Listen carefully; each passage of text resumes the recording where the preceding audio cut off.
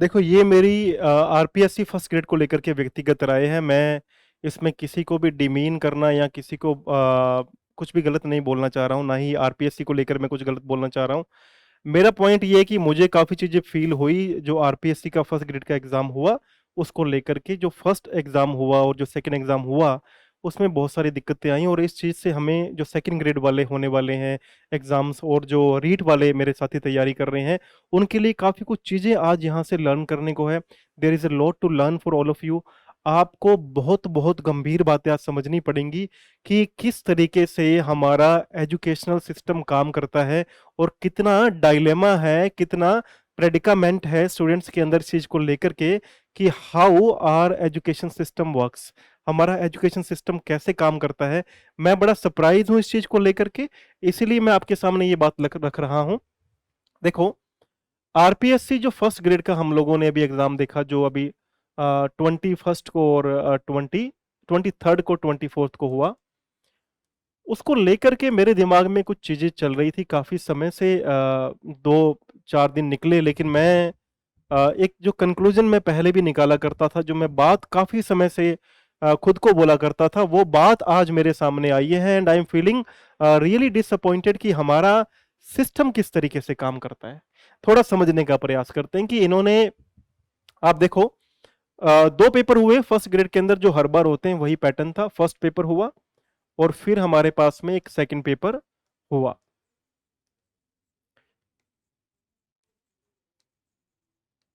अगर मैं first paper की बात करता हूं तो फर्स्ट पेपर के अंदर जो एक टारगेट सेट किया हुआ था वो ये था कि जो SC ST कैटेगरी वाले हैं मेरे साथी, उनको लेकर के आने थे 35% एटलीस्ट, ताकि सेकंड जो पेपर है उसको एग्रीगेट करके मार्क्स निकाले जा सके। और जो मेरे साथी जनरल वाले मेरे भाई बहन थे, उनके लिए गोल ये सेट किया हुआ था कि you need to achieve at least 40%। आपका 40% यहाँ से आना चाहिए। तो फर्स्ट पेपर की मैं बात करता हूं। फर्स्ट पेपर था, 75 क्वेश्चंस थे इसके अंदर और टोटल जो मार्क्स थे वो थे 150। ये पहला पेपर था और मेरी सारी की सारी जो शिकायतें हैं, सारी जो कंप्लेंट्स हैं, वो फर्स्ट पेपर से हैं और मेरी सहानुभूति उन सभी लोगों के साथ में है, मेरे छोटे भाई बहनों के साथ में है, who have really work hard, जिन्होंने बहुत ज्यादा मेहनत की थी कि they wanted to achieve this time. वो चाहते थे कि इस समय उनका सिलेक्शन हो जाए, लेकिन बहुत कुछ त्रासदी है, बहुत कुछ कैओस है हमारे सिस्टम के अंदर। उसके बारे में मैं कुछ आपको समझाना चाहूंगा। और सेकंड ग्रेड वाले और थर्ड ग्रेड जो रीट वाले हैं, आप लोग बेटर बी प्रिपेयर्ड, आप लोग तैयार रह जाएं इस बात को सुनने के बाद में, क्योंकि मैं नहीं चाहता कि आपकी इतना समय आप लोग वेट करते हैं। 2022 के अंदर एग्जाम हुआ था, फिर देन अगेन ये एग्जाम अब हुआ है, 3 साल ऑलमोस्ट निकल गए। इतनी मेहनत करी, बर्न द मिडनाइट ऑयल, कितनी किताबें पढ़नी पड़ती है, कितनी झांक मारनी पड़ती है किताबों के अंदर। ओनली आई कैन अंडरस्टैंड और यू, या तो मैं, इधर आई कैन अंडरस्टैंड और यू, या तो आप समझ सकते हो या फिर मैं। ठीक है, अब यहां देखो, सेकंड जो पेपर हुआ मेरे साथी, वो सेकंड पेपर हुआ, इसमें थे 150 क्वेश्चंस और ये था 300 मार्क्स का लेकर के। अब होता क्या है कि बहुत सारे मेरे दोस्त, बहुत सारे मेरे मित्र, बहुत सारे मेरे छोटे भाई बहन, जिन्होंने ये एग्जाम दिया, जो फर्स्ट पेपर करके आए, सेकंड पेपर करके आए, सेकंड पेपर की अगर मैं बात करता हूं तो सेकंड पेपर के अंदर ऑलमोस्ट ऑलमोस्ट जो मेरे सुनने में आ रहा है कुछ लोगों से, उनके 125 प्लस मार्क्स हैं। अगर 125 प्लस मार्क्स यहाँ पर हैं तो आप गुड टू गो हो, आपके बहुत अच्छे मार्क्स आए हैं। अगर मैं जनरल टर्म्स पे बात करता हूं तो 125 प्लस अगर जिसका स्कोर है यहाँ पे सेकंड पेपर के अंदर, बहुत ज्यादा अच्छा स्कोर है।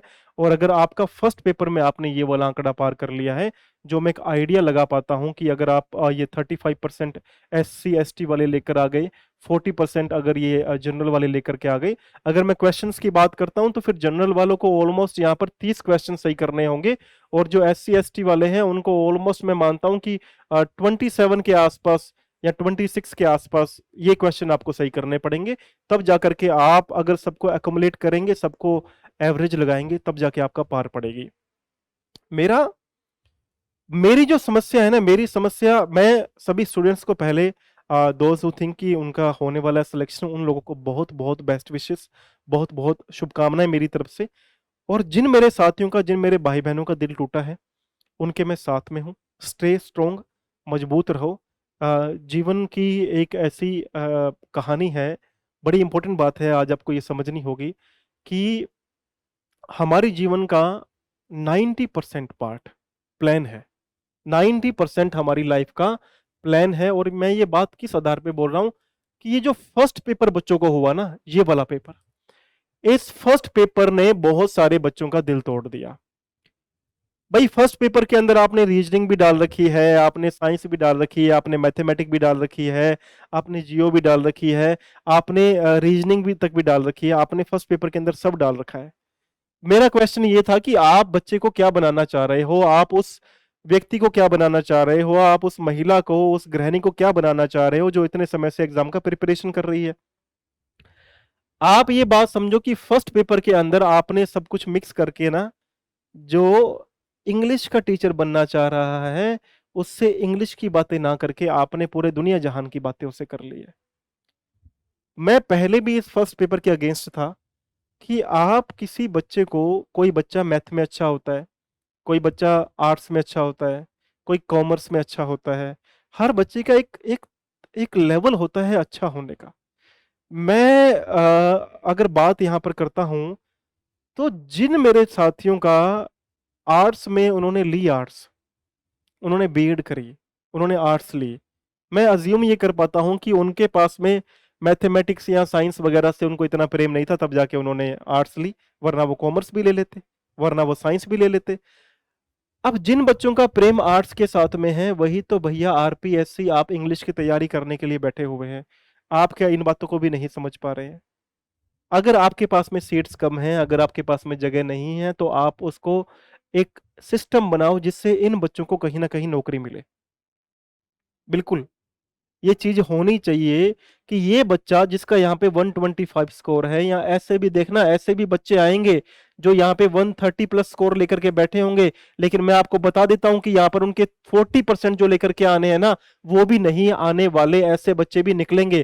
क्योंकि भैया फर्स्ट पेपर का लेवल तो आप इतना ऊपर लेकर के चले गए, और जो वो टीचर बनने के लिए जा रहे हैं जिस पर्टिकुलर सब्जेक्ट के अंदर, आपने वहां का मैटर तो उनसे बड़ा ही एक कॉमन लेवल का सा पूछ लिया। आप इसको टफ कर दें, आप सेकंड पेपर को टफ कर दें, लेकिन फर्स्ट पेपर को आप आसान बनाएं, या फिर फर्स्ट पेपर वाला सिस्टम, मैं तो इस फर्स्ट पेपर वाले सिस्टम के अगेंस्ट हूं भाई। और मेरी यहां से दो मांगे हैं आज।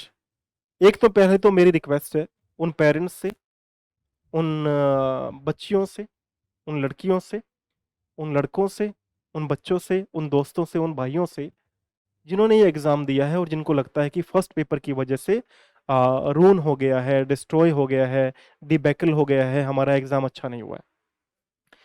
मैं आपको यहाँ से एक बात बोलूंगा कि आपने लाइफ के अंदर डिसअपॉइंट नहीं होना है, क्योंकि हमारी लाइफ का 90% पार्ट जो है ऑलरेडी डिसाइडेड है कि कहाँ आपका बर्थ होना है, कहाँ आपकी डेथ होनी है। ये जो बीच में हमारे कर्म लिखे हुए हैं, हमसे क्या करवाया जाना है, दैट इज ऑल्सो प्लान्ड। वो भी सब कुछ ऑलरेडी प्लान किया हुआ है, आपको इतना हेडेक लेने की जरूरत नहीं है। आपको कर्म करना है, आपको फल की चिंता नहीं करनी है। वो है ना कांक्षति, है ना, कुछ चाहत नहीं है मेरी, ठीक है। तो आपको चाहत नहीं रखनी है। जितना आप लोग इस चीज से खुद को डी अटैच करोगे, डिटैच करोगे, आप जितना ही खुद को इस चीज से अलग करोगे, उतना ही आपको फील होगा कि ठीक है, लेट इट बी, जो हुआ सो हुआ। तो जो, अगर कोई हस्बैंड है तो अपनी वाइफ को सपोर्ट करो, अगर कोई भाई है तो अपनी बहन को सपोर्ट करो, अगर कोई दोस्त है तो अपने मित्र को सपोर्ट करो। आप उनको डिमोटिवेट मत होने दो। There is always a second chance in life. जीवन में हमेशा ही एक सेकंड चांस होता है। और देखो कितने सारे एग्जाम्पल पड़े हैं, जो लोग वो बनना चाहते थे ना बन करके उससे भी बड़े महान बन चुके हैं। तो ये कभी मत लेना लाइफ के अंदर कि यार मेरा अगर नहीं हुआ तो क्या होगा, हो जा, नहीं कुछ हुआ तो बहुत कुछ लिखा हुआ है, वो होने वाला है।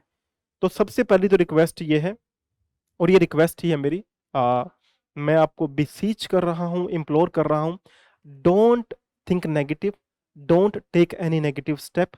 आपको कोई भी गलत स्टेप नहीं लेना है, कुछ भी गलत नहीं सोचना है। पॉजिटिव रहना है, एंड यू विल सी कि आगे अपॉर्चुनिटीज मिलेंगी आपको लाइफ के अंदर, ठीक है? एक बात तो ये रखनी है। तो सभी ने पहले तो सपोर्ट करना है इनके लिए, और इनको इनके इनको इनको प्रेज करना है, क्योंकि इनके अंदर इनकी कोई गलती ही नहीं है। आप सोच के देखो कि किसी का फर्स्ट पेपर खराब हुआ है और सेकंड पेपर उसका अच्छा हुआ है, उसकी क्या गलती है भाई? वो बच्चा साइंस मैथ रीजनिंग के लिए बना ही नहीं है भाई मेरे। क्यों नहीं समझ पा रहे आरपीएससी वाले ये बात? क्यों नहीं ये बात समझ पा रहे? Why you people are not able to understand कि वो दोस्त मेरा उस चीज के लिए बना ही नहीं है। तो पहली तो बच्चों को सपोर्ट करना है, अपने भाई बहनों को सपोर्ट करना है। Second thing is that which is again very very important, and I would like all of you to pay heed to this, कि पेपर हटाओ यार। फर्स्ट पेपर की कहानी अब है ना, समझ नहीं आ रही है। या तो इसको हटाओ या इसको आसान बनाओ, दो में से एक काम करो। या तो हटाओ या फिर इसको आसान करो। और मेरी एक डिमांड है भाई हमारे सिस्टम से, हमारे एजुकेशनल सिस्टम से। इतने सारे बच्चे हैं, इतने सारे दोस्त हैं जो इस एग्जाम में रह जाएंगे, जो मेहनत करने के बाद भी रह जाएंगे। उनके लिए कुछ ऐसा लेकर के आया जाए प्रावधान कि उनको कितनी सीटें पड़ी हैं खाली। आप देखो, आप बहुत सारे गांव हैं, बहुत सारे विलेजेस हैं, वहाँ पे टीचर्स नहीं हैं। आरपीएससी से मेरी रिक्वेस्ट है कि आप इनको वहाँ प्लेसमेंट कर दें। आप इनको as a student teacher, student friend, student guide, ऐसी कोई पोस्ट निकाल लें। आप इनको वहाँ प्लेसमेंट दें ताकि ये उस समय तक मोटिवेटेड रहें जब तक ये प्रिपरेशन कर रहे हैं। ये मेरी रिक्वेस्ट है। अगर आप कुछ चीज़ें नहीं बदल सकते तो आप कुछ चीज़ें अच्छी कर सकते हैं, तो आप ये स्टेप उठाएं। आप इनके लिए इतना काम कर लें कि आप इनको कहीं ना कहीं एक बार प्लेसमेंट दें, थोड़ी सी इनकी इनकम भी स्टार्ट हो, थोड़ा सा ये और भी मेहनत करते जाएं ताकि ये आगे लाइफ में बढ़ जाएं। हालांकि सब लोग पहले ही कुछ ना कुछ कर रहे होंगे, बट जो मेरे सामने बच्चे, क्योंकि मैं अभी यूट्यूब पे इसको ऑनलाइन नहीं लेकर आया हूँ बैच को, तो जो मेरे साथी मुझे मिले जिन्होंने मुझे ये बातें बोली तो मुझे बड़ा दुख हुआ, ठीक है? आई फील बैड कि कितनी मेहनत लगती है, कितना प्रयास लगता है, कितने किताबें उठा करके ऊपर नीचे करनी पड़ती हैं, फिर जाके ये काम होता है। बच्चे किताबें नहीं छोड़ते, वो किताबें साथ में लेकर के सोते हैं रात को। अगर आपको पता हो तो, मुझे पता है ना, किताबें साथ में लेकर के सोते हैं रात को। तो आरपीएससी वालों कुछ इनके लिए होना चाहिए, ठीक है? और दूसरी बात, जो रीट के अभी प्रिपरेशन कर रहे हैं, सेकंड ग्रेड के करेंगे, तो भाई सेकंड ग्रेड वालों, आप अपनी कमर कस लेना। आप किसी से भी पढ़ रहे हो सेकंड पार्ट, बहुत अच्छी बात है, क्योंकि मैंने तो अभी स्टार्ट नहीं करा है, और मुझे अभी शायद तक थोड़ा समय का भी समस्या रहती है। लेकिन मेरा आपको ये मैसेज है कि you prepare, you work hard. आप इन चीज़ों से, क्योंकि क्या होता है ना, हम लोग ये इन चीज़ों को नज़रअंदाज करते हैं, और फिर जब रिजल्ट हमारा आता है, हमारा आउटकम आता है, कंसिक्वेंसेस होते हैं, तब हम उस पर फोकस करने चले जाते हैं कि हाँ, ऐसा अगर मैं उस समय ऐसा कर लेता तो शायद तक मेरे लिए वो बात अच्छी रहती। तो वो चीज़ अपन को अभी ही करनी है। सेकंड ग्रेड वालों के पास 70 के आसपास, जब ये वीडियो अपलोड होगी तो 68 70 के बीच में दिन रह जाएंगे। तो आपको इससे सीख लेनी है, और आपको अपना जो फर्स्ट पेपर है उसके लिए भी उतनी ही मेहनत करनी है जितनी सेकंड पेपर के लिए कर रहे हो, बल्कि उससे बढ़ करके करनी है अगर आप सिलेक्शन लेना चाह रहे हो। तो इससे आपको सीख लेनी है कि आपने सिलेक्शन के लिए भैया कमर कस लो, ऊपर उठ जाओ, बढ़ जाओ।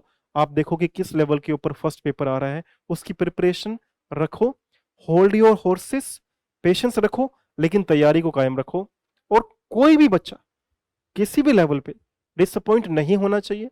आपको कोई भी हेल्प चाहिए, कोई भी गाइडेंस चाहिए, कोई भी बात आपको मुझे बोलनी है, तो आप मेरे यूट्यूब चैनल के ऊपर इंस्टाग्राम अकाउंट है, आप वहां के मुझे मैसेज करो, मैं आपकी पूरी हेल्प करूंगा। मैंने पहले भी बोला कि टीचर के साथ में संबंध बना के चला करो।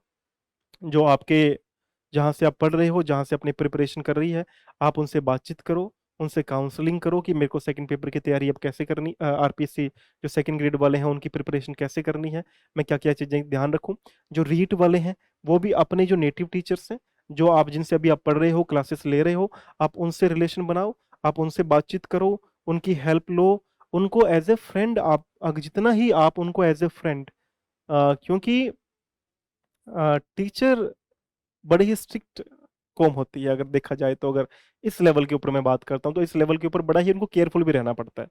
लेकिन आप भी अभी मैच्योर हैं, आप भी छोटे तो हैं नहीं, तो आपको भी उनसे एज़ अ फ्रेंडली व्यवहार करके, अपने भाई की तरह, अपने दोस्त की तरह, उनसे कुछ भी लाइफ के अंदर अप्स एंड डाउन्स है तो उसके बारे में सलाह लेनी है। वो टीचर एक ऐसी कौम होती है जो लाइफ के अंदर इतनी डिफिकल्ट सिचुएशंस को देखते हुए भी ओवरकम कर जाती है। तो वो आपको ट्रिक्स, टिप्स सब बता सकते हैं, उनके पास सब एक पिटारा होता है ना? डीमोटिवेट नहीं होना है, मेहनत करनी है रीट वालों, सेकंड ग्रेड वालों मेहनत करनी है, और फर्स्ट ग्रेड वालों बिल्कुल भी डिसअपॉइंटेड नहीं होना है।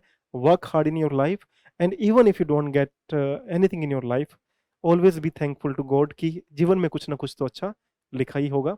सभी मेरे भाई बहनों को जय श्री राधे, और बस यही है कि अपनी हिम्मत को बनाए रखना। Thank you so much.